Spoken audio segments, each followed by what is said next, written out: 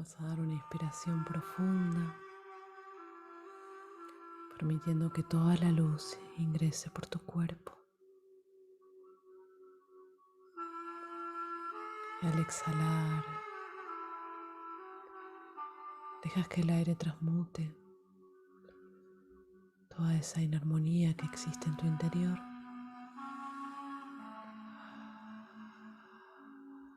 Y así damos espacio para que ingresen las palabras del libro sagrado del Kybalión de Hermes Trismegisto por los tres iniciados. Narradora Ajna Gaia.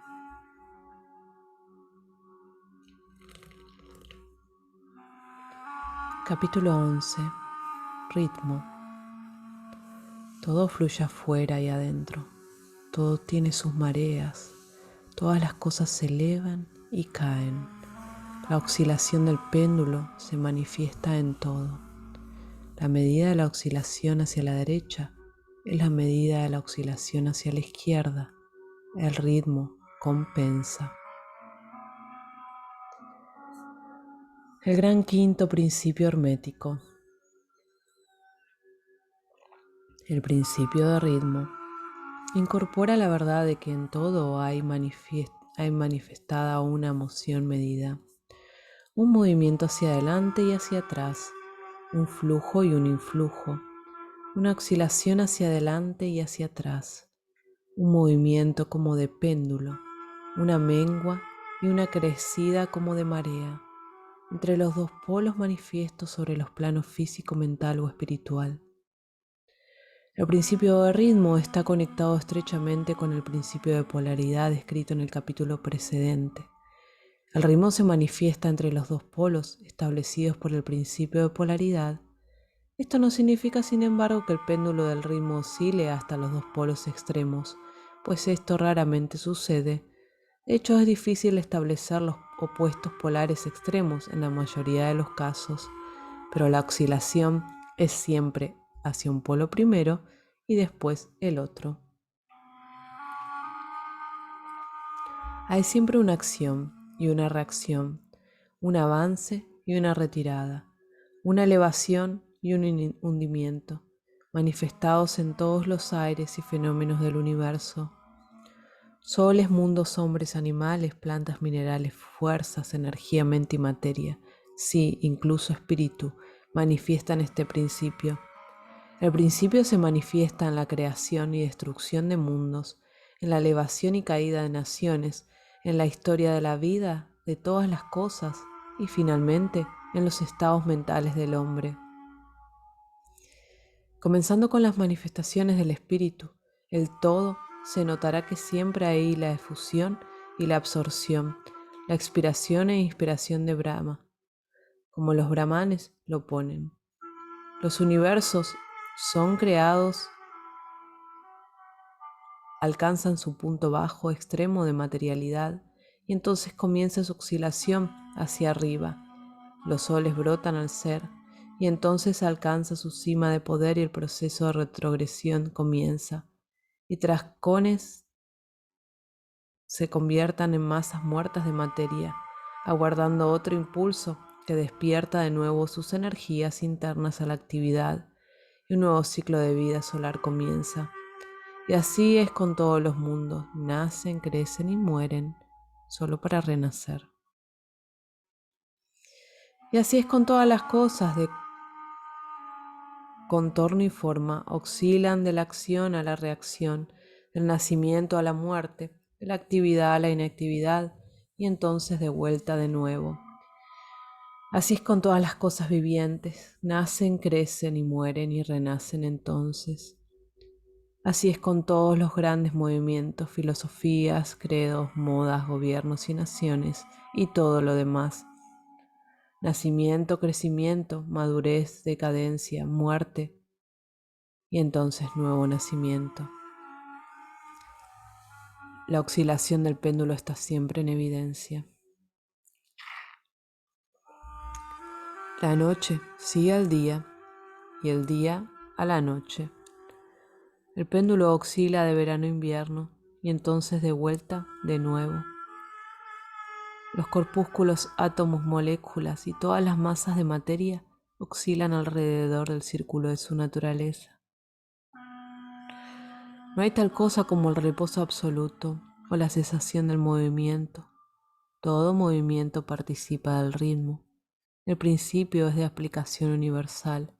Puede ser aplicado a cualquier interrogante o fenómeno de cualquiera de las muchas fases de la vida. Puede ser aplicado a todas las fases de actividad humana. Hay siempre la oscilación rítmica de un polo al otro. El péndulo universal está siempre en moción. Las mareas de vida fluyen dentro y fuera de acuerdo a la ley. El principio de ritmo es bien entendido por la ciencia moderna y considerado una ley universal cuando se aplica a cosas materiales. Pero los hermetistas llevan el principio mucho más lejos y saben que sus manifestaciones e influencias se extienden a las actividades mentales del hombre y que da cuenta de la desconcertante sucesión de humores, sentimientos y otros cambios fastidiosos y aperplejantes que advertimos en nosotros mismos. Pero los hermetistas, estudiando las operaciones de este principio, han aprendido a escapar de algunas de sus actividades por transmutación. Los maestros herméticos descubrieron hace mucho que mientras que el principio de ritmo era invariable y siempre en evidencia en los fenómenos mentales, había sin embargo dos planos de su manifestación hasta donde están concebidos los fenómenos mentales. Descubrieron que había dos planos generales de conciencia, el inferior y el superior, la comprensión de cuyo hecho la capacitó a elevarse al plano superior y escapar así a la oscilación del péndulo rítmico que se manifestaba en el plano inferior. En otras palabras, la oscilación del péndulo ocurría en el plano inconsciente y la conciencia no era afectada. A esta la llamaron la ley de neutralización. Sus operaciones consisten en la elevación del ego por encima de las vibraciones del plano inconsciente de actividad mental, de modo que la oscilación negativa del péndulo no se manifiesta en la conciencia y por consiguiente no son afectados. Es similar a elevarse por encima de una cosa y dejarla pasar por debajo tuyo.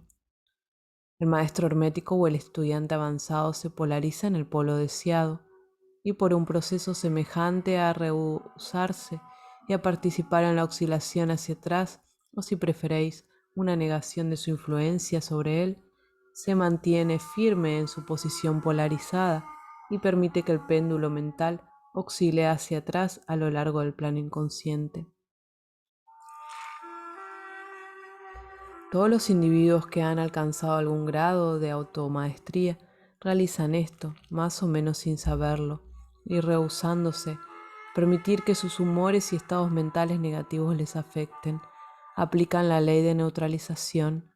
El maestro, sin embargo, lleva esto a un grado mucho mayor de eficiencia y por el uso de su voluntad alcanza un grado de equilibrio y firmeza mental casi imposible de creer por parte de esos que permiten ser oscilados hacia atrás y hacia adelante por el péndulo mental de los humores y los sentimientos.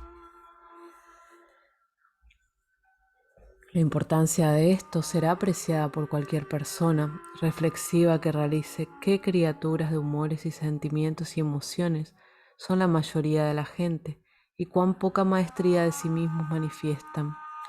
Si queréis detenemos y considerar un momento, realizaréis cuánto os han afectado estas oscilaciones del ritmo en nuestra vida, como un periodo de entusiasmo ha sido seguido invariablemente por un sentimiento de humor opuesto de depresión. Igualmente vuestros humores y periodos de coraje han sido seguidos por humores iguales de miedo.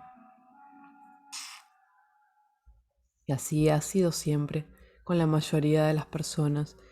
Siempre se han elevado y caído con ellas mareas de sentimientos, pero nunca han sospechado la causa o razón de los fenómenos mentales. Un entendimiento del funcionamiento de este principio le dará a uno la llave de la maestría a estas oscilaciones rítmicas del sentimiento y le capacitará para conocerse mejor y evitar ser arrastrados por esos influjos y eflujos. La voluntad es superior a la manifestación consciente de este principio, aunque el principio mismo nunca puede ser destruido. Podemos escapar a sus efectos, pero el principio opera, no obstante. El péndulo siempre oscila, aunque podamos escapar a ser arrastrados por él. Hay otros rasgos de la operación de este principio de ritmo de los que deseamos hablar en este punto. Entra en sus operaciones la que es conocida como ley de compensación.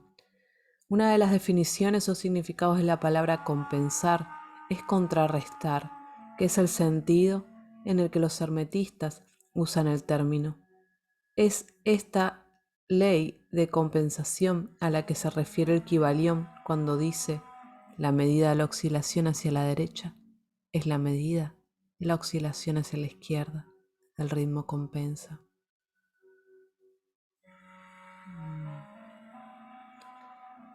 La ley de compensación es que la oscilación de una dirección determina la oscilación en dirección opuesta o al polo opuesto. Uno equilibra o contrarresta al otro. Sobre el plano físico, vemos muchos ejemplos de esta ley. El péndulo del reloj oscila a una cierta distancia hacia la derecha y después una distancia igual hacia la izquierda. Las estaciones se equilibran una a la otra del mismo modo. Las mareas siguen la misma ley y la misma ley está manifestada en todos los fenómenos del ritmo. El péndulo con una oscilación corta en una dirección no tiene sino una oscilación corta en la otra, mientras que la oscilación larga hacia la derecha significa invariablemente la oscilación larga hacia la izquierda. Un objeto arrojado hacia arriba hasta una cierta altura tiene una distancia igual que atravesar en su retorno. La fuerza con la que es enviado hacia arriba un proyectil, una milla, se reproduce cuando el proyectil retorna a la Tierra en su viaje de retorno. Esta ley es constante sobre el plano físico, como nos mostrará la referencia a las autoridades modelos. Pero los hermetistas las llevan aún más lejos. Enseñan que los estados mentales de un hombre están sujetos a la misma ley. El hombre que goza agudamente está sujeto a agudo sufrimiento, mientras que aquel que no siente sino poco dolor no es capaz de sentir sino poco gozo. El cerdo no sufre sino poco mentalmente y no goza sino poco está compensado. Y por otra parte, hay otros animales que gozan agudamente, pero cuyo organismo nervioso y temperamento les hace sufrir grados exquisitos de dolor. Y así es con el hombre. Hay temperamentos que no permiten sino bajos grados de regocijo y grados de sufrimiento igualmente bajos, mientras que hay otros que permiten el más intenso regocijo, pero también el más intenso sufrimiento. La regla es que la capacidad para el dolor y el placer en cada individuo están equilibradas. La ley de compensación está en plena operación aquí. Pero los hermetistas van aún más lejos de esta cuestión. Enseñan que antes que uno sea capaz de gozar de un cierto grado de placer, debe haber oscilado igual de lejos proporcionalmente hacia el otro polo de sentimiento. Sostienen, sin embargo, que el negativo es precedente al positivo.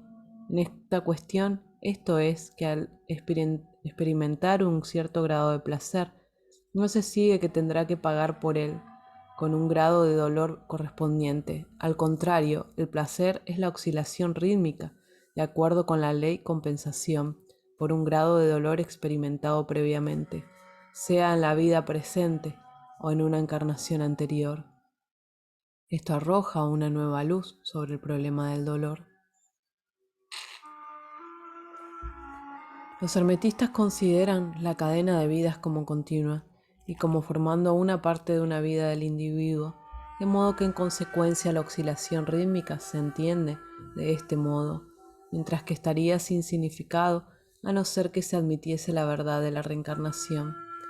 Pero los hermetistas alegan que el maestro o estudiante avanzado es capaz hasta un gran grado de escapar a la oscilación hacia el dolor. por el proceso de neutralización antes mencionado. Elevándose al plano superior del ego, muchas de las experiencias que les viene a los que residen en el plano inferior es evitada y se escapa a ella. La ley de compensación juega una parte importante en las vidas de hombres y mujeres. Se notará que uno generalmente paga el precio de cualquier cosa que posee o carece. Si tiene una cosa, carece de otra, el equilibrio es derribado. Nadie puede conservar su penique y tener el pedacito de pastel al mismo tiempo. Todo tiene sus lados placenteros y desagradables. Las cosas que uno gana son pagadas siempre por las cosas que uno pierde. El rico posee mucho de que el pobre carece, mientras que el pobre posee a menudo cosas que están más allá del alcance del rico. El millonario puede tener la inclinación hacia el festín y la riqueza por la que asegurar todas las exquisiteces y lujos de la mesa, mientras que carece del apetito para gozar de los mismos. Él envidia del apetito y digestión del obrero, que carece de la riqueza e inclinaciones del millonario, y que obtiene más placer de su simple alimento que el millonario podría obtener incluso si su apetito no estuviese hastiado y su digestión arruinada, pues las necesidades, hábitos e inclinaciones difieren. Y así es a través de la vida. La ley de compensación está siempre en operación, esforzándose por equilibrar y contraequilibrar, y siempre consiguiéndolo con el tiempo, incluso aunque puedan requerirse varias vidas para la oscilación del retorno del péndulo del ritmo. Fin del capítulo 11 del libro El Kybalión de Hermes Trismegisto, por los tres iniciados. Narradora Agna Gaia.